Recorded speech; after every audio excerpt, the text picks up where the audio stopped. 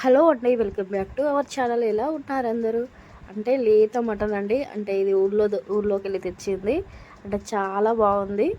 ఈజీగా సింపుల్గా కుక్ అయిపోయింది. ఈజీగా చేసుకోవచ్చు. దీనికోసం ముందుగా స్టవ్ వెలిగించి సరిపడా ఆయిల్ పోసుకోండి. అంటే ఇక్కడ మాత్రం నేను 1/2 kg మటన్ చేస్తున్నాను. చూస్తున్నారు కదండి. టీ కప్లో కాస్త తక్కువగా ఆయిల్ తీసుకున్నాను. పోపు కోసం బిర్యానీ ఆకు, ఇలాచి, దాల్చిన చెక్క, లవంగా, సాజీర వేసుకున్నాను. అవి కాస్తంత ఫ్రై కాగానే దీంట్లోనే ముందుగానే కట్ చేసి పెట్టుకున్న పచ్చిమిర్చి ముక్కలు, అలాగే ఉల్లిగడ్డ ముక్కలు కూడా దీంట్లో వేస్తున్నాను. చూసారు కదండి, చాలా ఈజీగా చేసుకోవచ్చు. అంటే ఇక ఫ్రెష్ మటన్, ఊర్లోది మరీ లేత మటను. చాలా బాగుంది కర్రీ మాత్రం.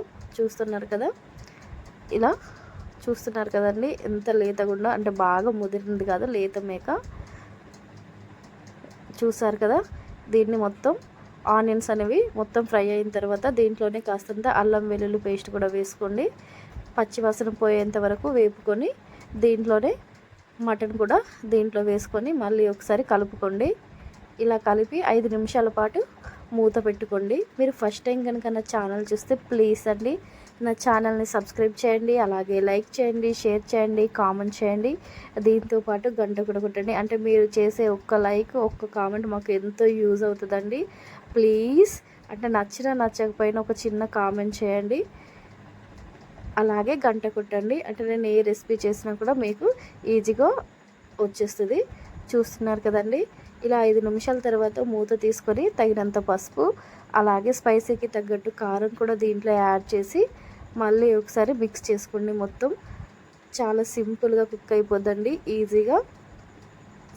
హాట్ వాటర్ కూడా పోయాల్సిన అవసరం లేదు.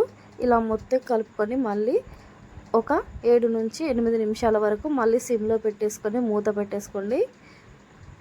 మూత తీసుకుని చూస్తున్నారు కదండి, దాంట్లో ఉన్న అంటే వాటర్, ఆయిల్ అనేది ఇలా పైకి వచ్చిన తర్వాత మళ్ళీ మూత తీసుకొని ఇలా ఒకసారి కలిపి దీంట్లోనే తగినన్ని వాటర్ కూడా దీంట్లో యాడ్ చేయండి.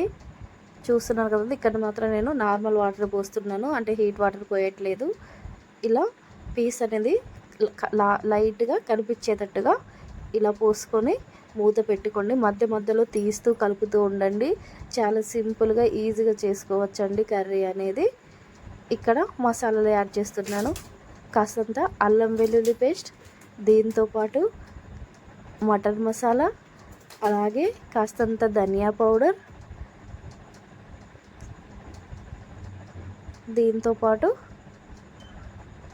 కాస్తంత గరం మసాలా కూడా దీంట్లో యాడ్ చేస్తున్నాను. ఇలా యాడ్ చేసి ఒకసారి మొత్తం కలుపుకోండి. కలిపి మళ్ళీ ఇంకో 5 నిమిషాల పాటు మూత పెట్టుకోండి. చూస్తున్నారు కదండి, దీంట్లోనే తగినంత సాల్ట్ కూడా వేసుకోండి. సాల్ట్తో పాటు కాస్తంత కుడక పొడి కూడా వేసుకోండి. కుడక పొడి లేకుంటే ఇక్కడ పల్లీల పౌడర్ కూడా వేసుకోవచ్చు, అంటే గ్రేవీ అనేది చిక్కబడుతుంది. ఇలా మూత పెట్టుకోండి. చాలా ఈజీగా సింపుల్ ప్రాసెస్లో అయిపోద్దండి. లాస్ట్లో కాస్తంత కొత్తిమీర వేసుకొని దింపేసుకున్నారంటే ఎంతో టేస్టీగా ఉండే మటన్ కర్రీ రెడీ. చాలా ఈజీగా చేసుకోవచ్చండి. చాలా సింపుల్ ప్రాసెస్. నా ప్రాసెస్ కనుక మీకు నచ్చితే ప్లీజ్ అండి లైక్ చేసి సబ్స్క్రైబ్ చేయండి. చాలా ఈజీగా చేసుకోవచ్చు కర్రీ అనేది. చాలా సింపుల్ రెసిపీస్ ఉంటాయి. ఒకసారి నా ఛానల్లోకి వెళ్ళి చూడండి. థ్యాంక్ యూ ఫర్ వాచింగ్ అండి.